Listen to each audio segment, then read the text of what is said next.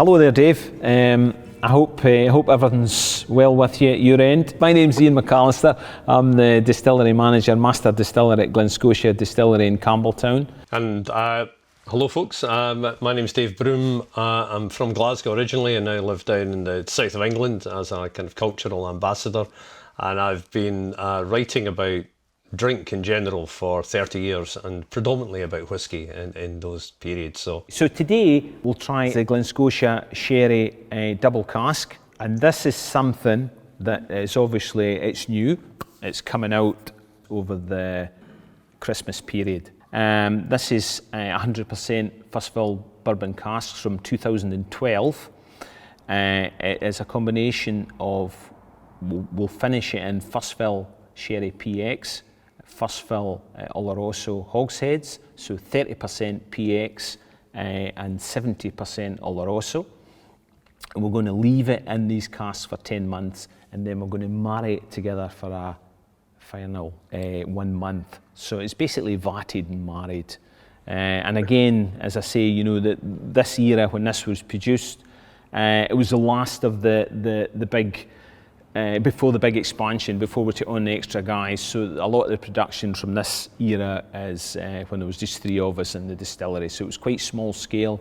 We were producing roughly about 600 casks a year, so it's something special. well, it's wonderful. Thank you for sharing it. Well, it's something, as I say, it's obviously something unique there. It's 54.1%, and as I say, it's going to be a seasonal release. So let's give it a little look-see. So you're getting, I would say, you know, obviously the colour there, you know, it's been in these sherry casks, but again, you're getting a lot of the bourbon influence there. You know, it reminds me a certain amount, you know, it's got that double cask background there. The first fill bourbons.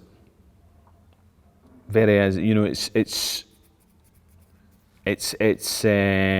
spicy rum, juicy plums. Wonderful, really is. This takes a while to mellow down. You know, it's obviously slightly higher strength than what we were tasting there previously, but it really is. You know, it settles down quite well. Yeah, I find that exactly that point. You know, just kind of swirling a wee bit round the glass, just allow a little bit of that heat to evaporate off, and then you can really get into it. You know, it's another whiskey that you kind of take your time over. That's right. You know, for me, you know, I agree with you. You've got that. Obviously, you got that distillery character coming through. You got a lot of the fresh fruit element coming in, the slight kind of malt element just in there, like proving bread. And for me, when it's neat like this, the influence of the finishing cask, it's more PX at the moment, and it's got that kind of slightly purple perfumed quality and kind of and blue fruit as well, which I sometimes get from PX. So kind of blueberry, damson, just kind of sitting there in the background. That's mixing very nicely with those kind of peaches and apricots. So it's a real kind of fruit bomb. Slanger. Slanger.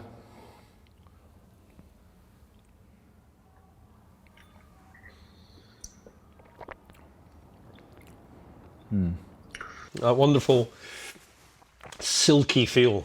That little bit of heat, you know, is that little bit stronger, but hugely approachable. Lovely kind of spiciness. Oloroso just hanging around. I'm picking up the Oloroso towards the back of the palate. Yeah. So kind of there's bourbon and PX kind of moving in between. Then Oloroso just slowly begins to come through in the end, going, all right, guys, I'm going to add a little bit of kind of seriousness and depth just in the end. So for me, much more of that dried fruit character coming through in the finish when it's neat. It does change with water, I've found though. Yeah, absolutely. You know, I think, you know, obviously raisin sultanas, you know, there's quite a lot of spices in there. But that bourbon influence is hanging about there too, you know, and it really, I think it really encompasses everything and brings it all together and really, absolutely sherry double cask, but it really holds that distillery character there, you know, it really gives it a solid foundation to obviously get these subtle aspects of the sherry casks there.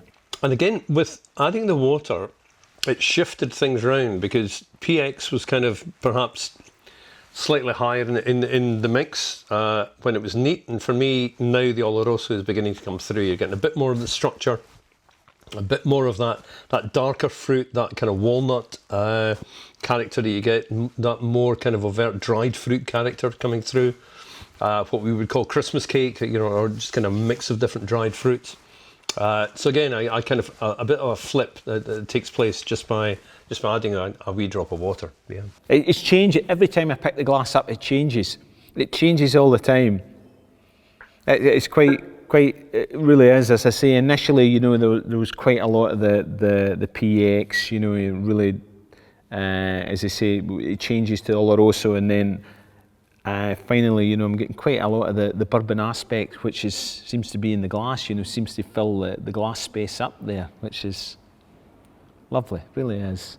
But that's a really important thing that you said. Every time you put your nose in glass, something else, and that for me is complexity. When you try and define complexity, it's oh, hang on, I didn't see you. It's and some whiskies are great, and some whiskies come in and they go, this is who I am, and it's fine, I'm balanced, boom, it's great, and I love them.